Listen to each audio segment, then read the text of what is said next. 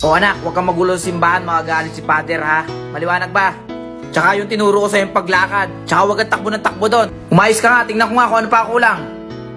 Uy, pogi. O yung bulaklak mo, ayusin mo. Paano yung tinuro ko sa yung ngiti? Yan. O tara na. O anak, nahuhuli ka na ng lakad. Dali-dalian mo. Hindi ka sa may cellphone ko, picture. 1, 2. O sige, dalian mo, nahuhuli ka na ng lakad. Tinatawagan ko ang magdadala ng singsing dito sa harap ng altar. Hoy anak, ikaw yon. Ikaw yon. Sige anak, dahan-dahan lang. O, smile ka muna. Magsiupo po ang lahat sa ating dalawang batang kasama. Mauwi na tayo. Ay naku anak, mamaya huwag ka magulo, mga galit si Father. Yung mga bata po magulo, naiingay, pwede po bang bawalin ng mga magulang? Kinakasal po dito sa harapan. Maraming salamat po.